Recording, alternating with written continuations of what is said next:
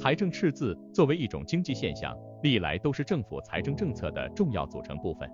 当政府的支出超过其收入时，就会出现赤字。这听起来似乎是负面的，但实际上，财政赤字在某些情况下可以用来刺激经济。例如，政府可能通过增加支出来创造就业，提振经济。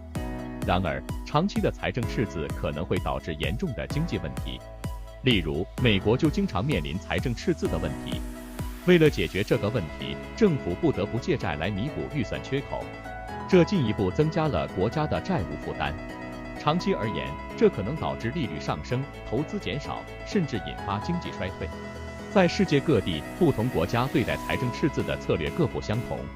一些国家，如日本，长期以来都在经历高赤字和高债务水平，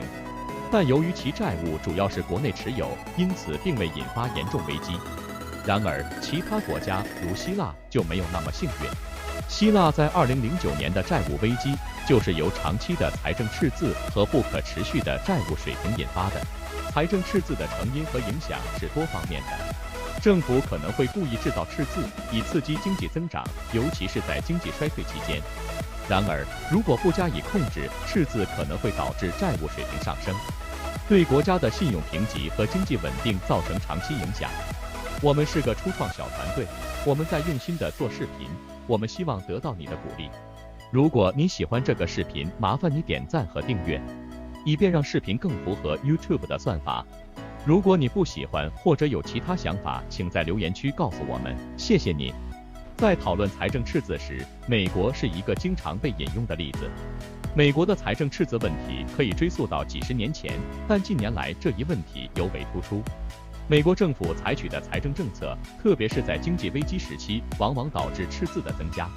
这些政策的目的通常是为了刺激经济增长，减少失业或应对特殊的经济挑战。让我们以2008年的全球金融危机为例，在这场危机中，美国经济遭受重创。为了挽救经济，美国政府采取了一系列激进的财政和货币政策。2009年，奥巴马政府推出了规模达7870亿美元的经济刺激计划，即美国复兴与再投资法案。这一计划包含了大规模的政府支出和税收减免，旨在刺激经济，提供就业机会，提升基础设施，并投资于教育和可再生能源。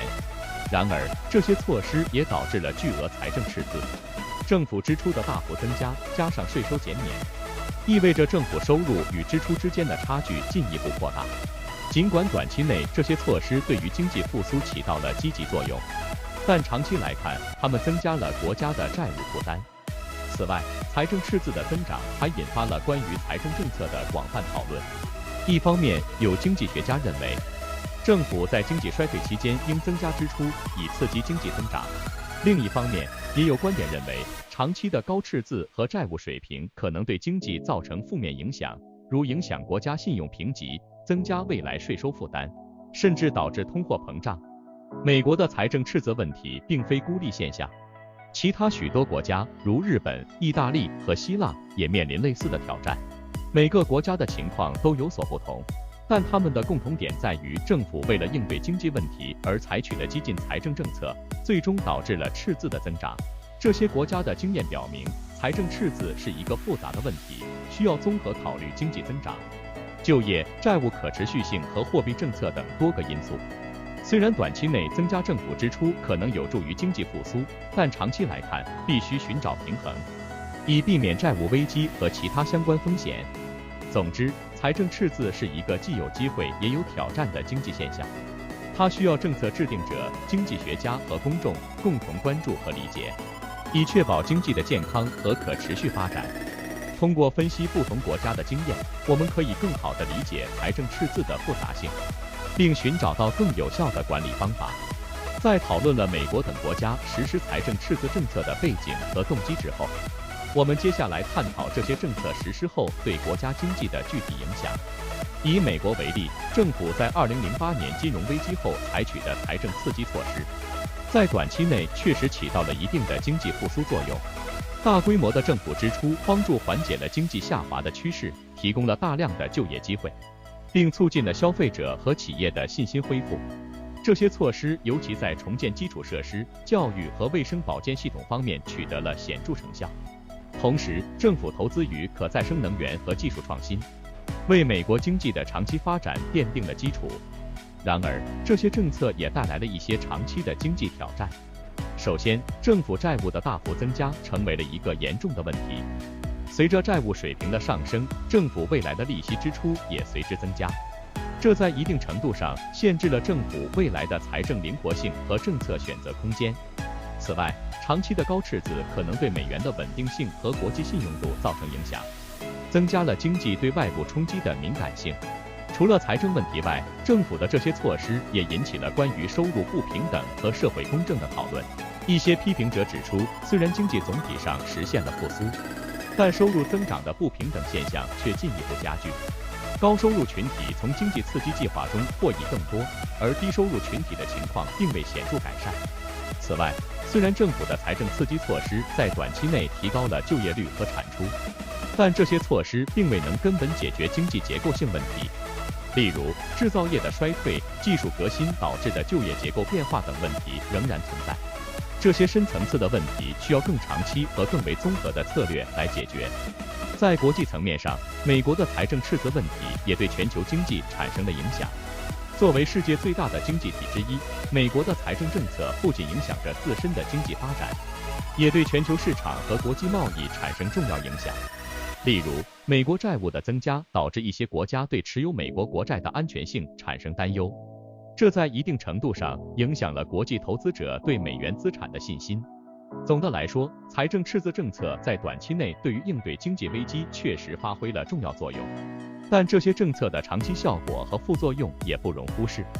它们引发了一系列复杂的经济和社会问题，